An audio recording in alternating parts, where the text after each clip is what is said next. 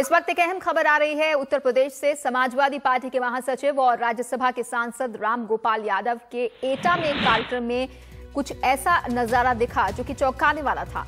Duty पर तैनात SSP Ajay Mohan Sharma कार्यक्रम में राम गोपाल यादव के पैर छूते हुए नजर आए।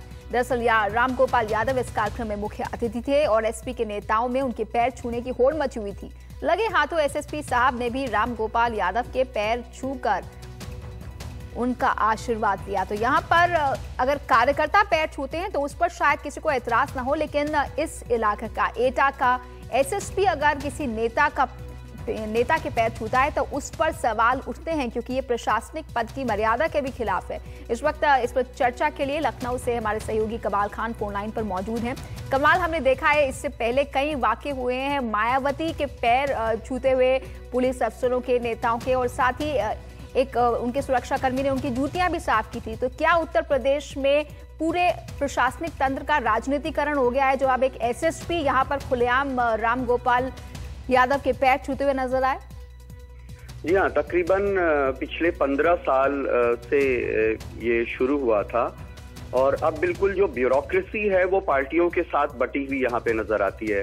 कुछ खास तरह के लोग हैं जो किसी खास सरकार के आने पे उनके साथ हो जाते हैं। जैसे अगर समाजवादी पार्टी की सरकार आती है तो बहुत सारे ऐसे अफसर हैं जो मायावती के करीबी माने जाते हैं, वो लोग रेवेन्यू बोर्ड या इनसिग्निफिकेंट पदों पे भेज दिए जाते हैं।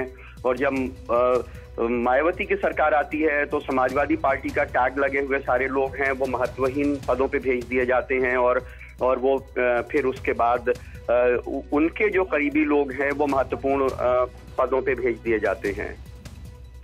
जी कमाल, यहाँ पर सीधे तौर पर प्रशासनिक पद की जो मर्यादा होती है उसका उल्लंघन नजर आता है। इसके लिए किसे जिम्मेदार माना जाए? क्या उत्तर प्रदेश की राजनीतिक पार्टियां जिम्मेदार हैं जो इस तरह के चलन को बढ़ावा देती हैं और नेता इसे पसंद करते हैं?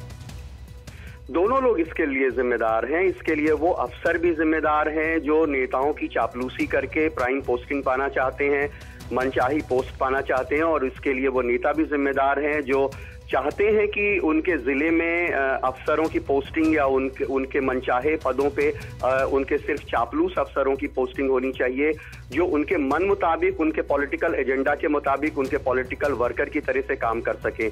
मायावती के जूतियां साफ करते हुए जब उनके पीएसओ देखे गए थे तो उसके बाद यहाँ के कैबिनेट सेक्रेटरी उस टाइम जो थे शशांक शेखर सिंह, उन्होंने प्रेस कॉन्फ्रेंस करके कहा था कि वो तो चूंकि मायावती की जूतियों के ऊपर मिट्टी लग गई थी और उससे सुरक्षा को खतरा हो सकता था, उनकी जान को खतरा हो सकता था, वो फिसल के गिर सकती थी, इसलिए उनके पीएसओ ने अपने जेब से रुमाल निकाल के उनकी जूतियां साफ की। तो इस दुनिया में इतने बड़े पदों पे काम करने वाले लोग हैं, सबके पीएसओ उनके पैरों की, उनके सैंडल्स की, जूतियों की मिट्टी नहीं साफ करते रहते हैं। तो कुतर्क तो कुछ भी हो सकता है। हर किसी के पास जब वो इस तरह का काम करता है और कभी कभी कैमरे पे पकड़ भी जाता है तो उसके पास उसका जवाब होता है। लेकिन सच्चाई यही है कि नेता चाहते हैं कि अफसर उनके चापलूस हों और अफसर ये चाहते हैं कि वो किसी भी तरह का गलत सही काम करते रहें नेताओं के संरक्षण में और सिर्फ उनके पॉलिटिकल इंटरेस्ट को पूरा करने में वो अपनी पूरी वफादारी से लगे रहें। जी, अगर यहाँ पर प्रशासनिक तंत्र का पूरी तरह राजनीतिकरण हो गया है तो इसका एक खामियाजा ये भी है कमाल की, जब इन राजनीतिक पार्टियों के नेताओं कार्यकर्ताओं पर अपराध का इल्जाम लगता है तो उनके मामले में पुलिस ढिलाई बरतती है, ढिलाई बरतने के आरोप अक्सर लगते हैं और कुछ कार्रवाई नहीं होती, और इसी का नतीजा यहाँ पर आज दिख रहा है। किसी चीज में नहीं होता है, उसका असर एक तरह से नहीं पड़ता। एक तो ये समझना चाहिए कि जब ये एसपी साहब चरण छू रहे थे उस वक्त वहां पे पीएससी के तमाम जवान थे, उस टाइम वहां जिले के सारे थानों की पुलिस के सिपाही, दरोगा, सीओ, तमाम तरह के लोग वहां पे मौजूद थे। इतने पुलिस फोर्स ने देखा कि उसका जो चीफ है वो एक नेता के चरण छू रहा है, इससे उनके मनोबल पे क्या असर पड़ता होगा, या हो सकता है उनके मन में यही भावना पैदा होती हो कि अगर हमारा बॉस जो है नेता के चरण छू के आगे बढ़ सकता है तो हमें भी यही काम करना चाहिए और जनता की नहीं सुनना चाहिए। दूसरी चीज क्या होता है कि जो पुलिस फोर्स है उसमें डिसिप्लिन खत्म होता है।